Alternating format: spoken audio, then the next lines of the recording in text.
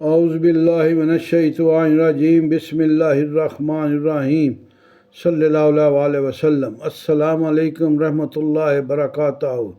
ناظرین، میں نعیم بٹ اسیر جدہ اخبار نامہ میں آج 17 اکتوبر 2024 کی جنگ اخبار میں چھپنے والا قلم کمان حامد میر صاحب کا کالم پاکستان کی بڑی کامیابی۔ ایوان صدر اسلام آباد میں چین کے وزیر اعظم چیانگ کے اعزاز میں استقبالیہ پاکستان کی سفارتی کامیابیوں کے جشن میں تبدیل ہو چکا تھا۔ چین کے وزیر اعظم لی چیانگ شنگھائی تعاون تنظیم SCO کے اجلاس میں شرکت کے لیے ایک بہت بڑے وفد کے ہمراہ پاکستان تشریف لائے تھے۔ 15 اکتوبر کی دوپہر صدر آصف علی زرداری نے ان کے اعزاز میں ظہرانے کا اہتمام کیا تھا اور اسی شام وزیر اعظم شہباز شریف نے SCO کے اجلاس میں شرکت کے لیے آنے والے تمام ممالک کے مہمانوں کے لیے عشائیے کا بندوبست کیا تھا۔ چینی وفد کے اعزاز میں علیحدہ سے خصوصی استقبالیے کا اہتمام پاک چین تعلقات کی اہمیت کا عکاس تھا۔ شنگھائی تعاون تنظیم 2001 میں قائم ہوئی تھی۔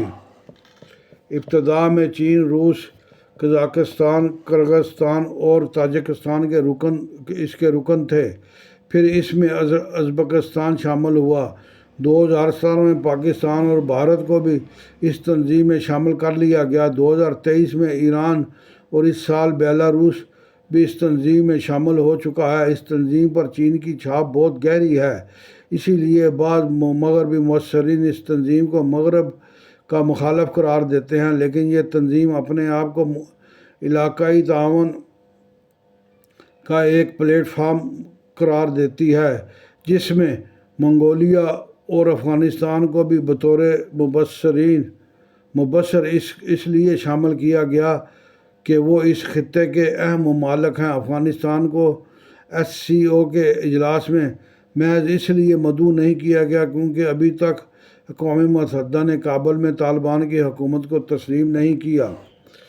SCO کے سالانہ اجلاس کا پاکستان میں انعقاد بہت اہمیت کا حامل ہے۔ پاکستان کو ایک طویل عرصہ سے دہشت گردی کا سامنا ہے۔ ماضی میں پاکستان کے دورے پر آنے والی غیر ملکی کرکٹ ٹیموں اور چینی انجینئرز پر کئی دفعہ حملے ہو چکے ہیں، لیکن اس کے باوجود اسلام آباد میں SCO کے اجلاس کا کامیابی سے انعقاد ہوا۔ جب یہ اجلاس ہو رہا تھا تو ملتان میں برطانوی کرکٹ ٹیم پاکستان کے خلاف ٹیسٹ میچ بھی کھیل رہی تھی۔ چینی وزیر اعظم کے اعزاز میں استقبالیے کے لیے شرکا کو 10:30 بجے ایوان صدر بلا لیا گیا تھا، جبکہ ظہرانے کا آغاز دوپہر 12 بجے ہونا تھا۔ بظاہر اتنی جلدی بلانے کا مقصد یہ تھا کہ سیکورٹی انتظامات کے باعث مہمانوں کی آمد میں تاخیر نہ ہو اور ظہرانہ وقت پر شروع ہو جائے۔ جب ایوان صدر پہنچے تو سمجھ آئی کہ مہمانوں کو جلدی بلانے کی وجہ یہ تھی کہ پاکستانی اور چینی دوستوں ایک دوسرے کے ساتھ تفصیل سے گپ شپ کر سکیں۔ چینی وفد میں سرکاری شخصیات کے علاوہ کچھ صحافی بھی شامل تھے جو ہمیں SCO کی اہمیت سے آگاہ کر رہے تھے۔ ان کی انگریزی کمزور تھی اور ہمیں چینی زبان سمجھ نہیں آ رہی تھی، لیکن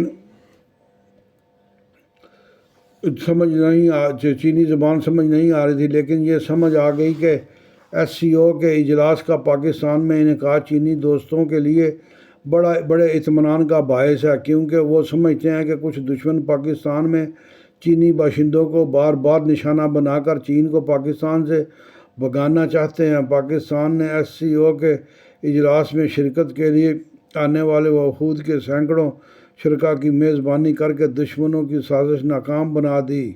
ایک چینی مندوب نے بتایا کہ پچھلے سال وہ SCO کے بھارت میں انعقاد ہونے والے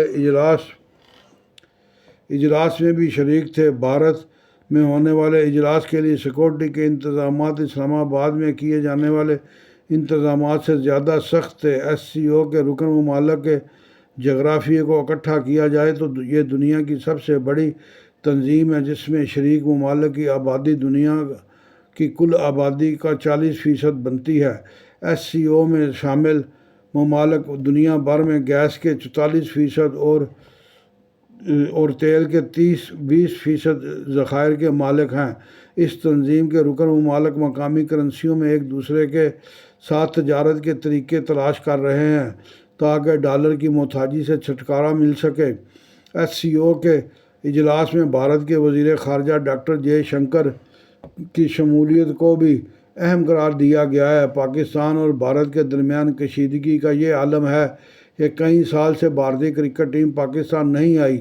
اگلے سال پاکستان میں چیمپئنز ٹرافی ہونے والی ہے اور ابھی تک بھارت نے اپنی کرکٹ ٹیم کو پاکستان بھیجنے پر آمادگی ظاہر نہیں کی۔ اس صورتحال میں نواز شریف کی خواہش تھی کہ بھارتی وزیر اعظم نریندر مودی SCO کے اجلاس میں شرکت کے لیے پاکستان آتے۔ وہ بھول گئے کہ گزشتہ سال ان کے بھائی شہباز شریف بھی SCO کے اجلاس میں شرکت کے لیے بھارت نہیں گئے تھے، بلکہ انہوں نے ویڈیو سے اس اجلاس میں شرکت کی تھی۔ اس کشیدہ صورتحال میں جے شنکر کا پاکستان آنا تیزی سے بدلتی ہوئی زمینی حقیقتوں کی طرف اشارہ کر رہا تھا۔ پاکستان اور بھارت میں کشمیر کا تنازع ایک حقیقت ہے جس پر اس وقت ڈیڈ لاک ہے، لیکن پاکستان اور بھارت آج کی دنیا میں ناراض بچوں کی طرح ایک دوسرے سے بول چال بند نہیں کر سکتے۔ بھارتی وزیر خارجہ جے شنکر کو SCO میں پاکستان کے ساتھ بیٹھنا پڑا۔ پاکستان کی کوشش ہے کہ وہ برکس کارکن بھی بن جائے۔ برکس میں برازیل، روس، بھارت، چین، ایران، سعودی عرب، مصر، UAE اور ایتھوپیا شامل ہیں۔ اس تنظیم کا روح رواں روس ہے۔ روس نے پاکستان کو برکس میں شامل کرنے کی یقین دہانی کروا دی ہے۔ اگر پاکستان برکس میں بھی شامل ہو گیا تو پھر پاکستان اور بھارت کو ایک اور بین الاقوامی پلیٹ فارم پر ایک دوسرے کے ساتھ بیٹھنا پڑے گا۔ دونوں ممالک دو طرفہ مذاکرات کریں نہ کریں، لیکن دونوں کو مختلف عالمی فورمز پر ایک دوسرے سے آنکھیں ملانی پڑیں گی۔ ایوان صدر میں چینی وفد کے ارکان کے ساتھ گفتگو میں یہ اشارے مل رہے تھے کہ کچھ عرصہ میں پاکستان